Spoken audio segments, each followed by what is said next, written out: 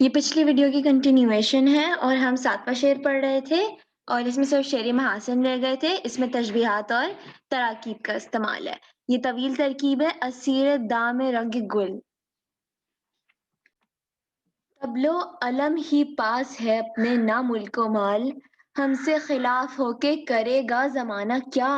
یہاں پر شاعر کہہ رہے ہیں کہ میرے پاس تو کچھ بھی نہیں ہے، تو لوگ مجھ سے ناراض ہو کر کیا پانا چاہتے ہیں؟ کچھ ان کو ملے گا ہی نہیں مجھ سے ناراض ہو کے. یہاں پر یہ علم نہیں ہے، یہ علم ہے. علم جو ہے وہ جھنڈے یا پرچم کو کہتے ہیں، اور طبل جو ہے وہ جو جنگ کے میدان میں جو ڈھول بجایا جاتا ہے اسے کہتے ہیں. تو طبل و علم جو ہے نا وہ جنگ کی فتوحات کی طرف اشارہ کیا جا رہا ہے.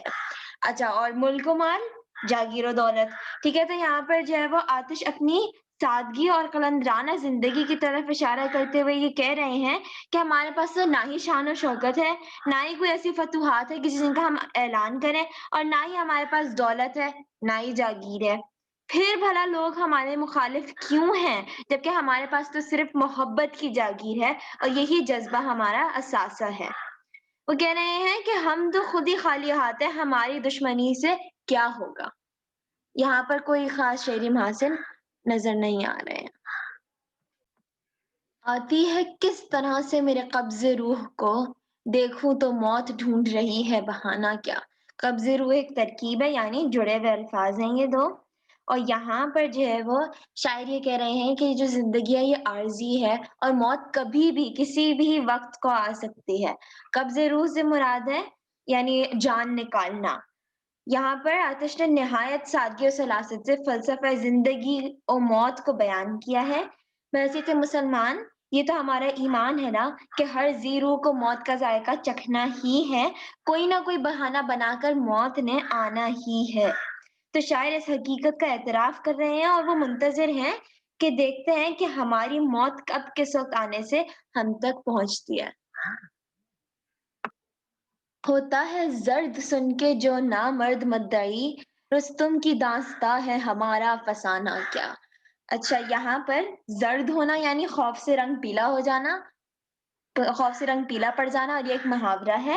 اور نامرد، جہاں مرد جو ہے وہ بہادری اور ہمت اور طاقت کی طرف اشارہ کرتے ہیں، نامرد سے مراد بے ہمت، کمزور یا بزدل ہے. یہاں پر استعارہ اور ترکیب کی استعمال کی گئی ہے، استعارہ اور تلمیح کا استعمال ہے. استعارہ اور تلمیح، جب رستم کا لفظ استعمال کیا گیا ہے تو یہ استعارہ اور تلمیح کے طور پہ کیا گیا ہے. کیوں؟ رستم جو ہے وہ ایک مشہور ایرانی پہلوان تھا جس کی جو بہادری اور شجاعت کی قصے تھے وہ بہت مشہور ہے، تھے اور ہیں. تو یہاں پر جو ہے وہ آتش اپنے مخالف یعنی ناسخ سے جو ہے وہ ان پر یہ طنز کرتے ہوئے کہہ رہے ہیں کہ ہمارا تذکرہ سن کر اس کا رنگ ایسا پیلا پڑ جاتا ہے، اسے ایسا خوف آ جاتا ہے جیسے کوئی رستم کی شجاعت کی داستان سنا رہا ہو اور اسے اپنی بھرپور شکست کا احساس ہو گیا ہو. وہ کہہ رہے ہیں کہ ان کے جوش و جنون سے ان کے مخالف پر ایسی دھاگ، ان کے دل پر ایسی دھاگ پر بیٹھی ہے کہ وہ ہمارے مقابل محبوب کی محبت کا دعویٰ تک نہیں کر سکتے، کہ کم از کم وہ محبوب، وہ اپنی محبت کا دعویٰ تو کر سکتے ہیں، ان کے مخالف تو ان سے ڈر کر یہ تک نہیں کر سکتا. یہاں پر جو ہے وہ تلمیح کا استعمال ہے، استعارہ ہے، معنی آفرینی ہے، یعنی بہت گہرے مطلب ہے یہاں پر. اور معاملہ بندی یعنی جو ہے وہ جذبات کی شدت نظر آ رہی ہے، اسے معاملہ بندی کہتے ہیں. تو اس میں کافی سارے شعری محاسن، محاورے کا بھی استعمال ہے کہ جو ہے وہ زرد ہونا، خوف سے رنگ پیلا پڑ جانا.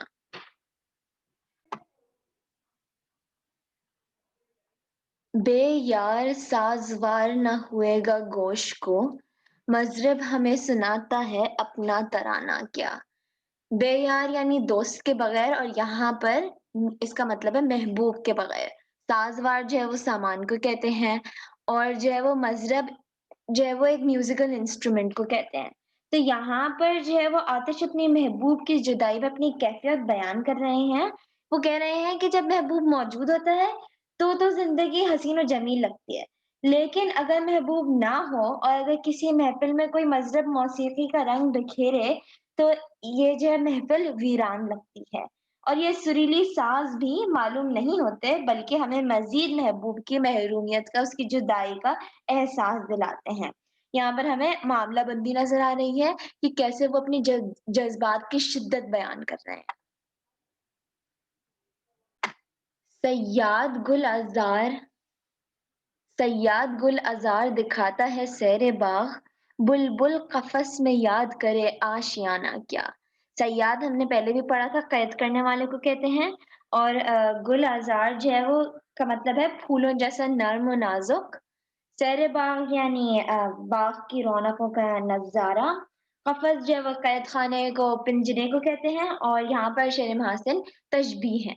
ठीक है? तो यहाँ पे आतिश क्या कह रहे हैं कि गिरफ्तार होने वाले परिंदों के साथ शिकारी का रवैया जो है वो बड़ा सियासी होता है, कि जो शिकारी है वो उसको झूठे नज़ारे दिखाता है बाघों के, और वो बुलबुल को, परिंदे को लगता है कि ये वाक़ई में जो है वो बाघ है, और वो शोर-शराबा बंद कर देता है और वो चुप करके बैठ जाता है, उसको बेवकूफ़ बनाता है। वो कह रहे हैं कि जो शिकारी होता है वो परिंदे को कैद में डालकर उसे बाहर के मसनवी मंज़र दिखाता है।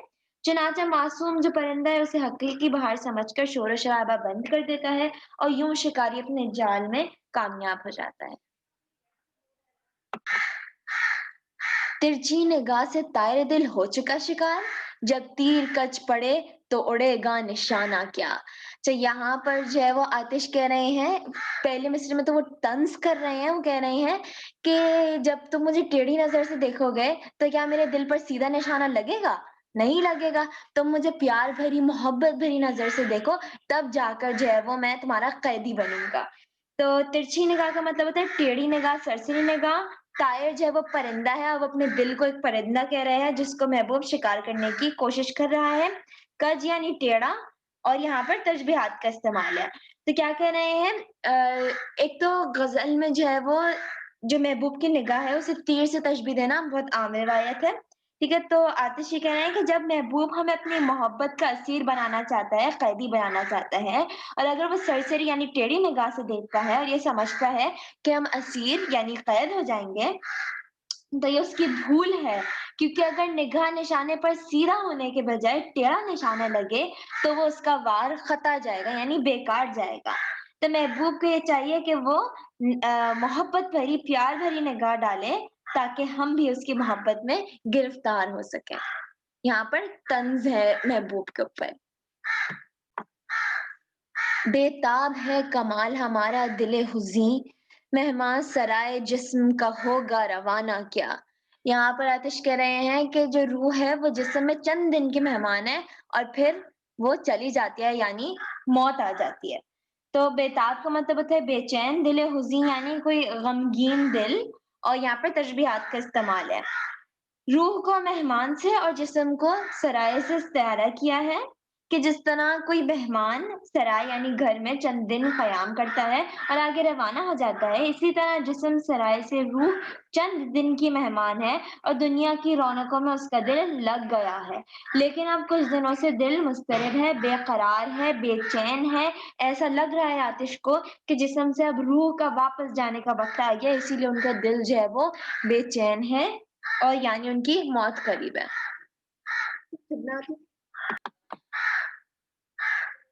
यूं मद्दई हसद से ना दे दाद तो ना दे, आतिश गजल ये तूने कही आशिकाना क्या। ये गजल का मक्ता है यानी आखिरी शेर है, क्योंकि यहाँ पर आतिश ने अपना तखल्लुस इस्तेमाल किया है, वो अपने आप से मुखातिब हैं। दाद यानी तारीफ, मद्दई जो है वो दावा करने वाले को कहते हैं, और हसद मायने जलन। तो ये गज़ल जो है वो आतिश ने बहुत लहक-लहक कर अपने हरीफ यानी नासिर के सामने सुनाई थी।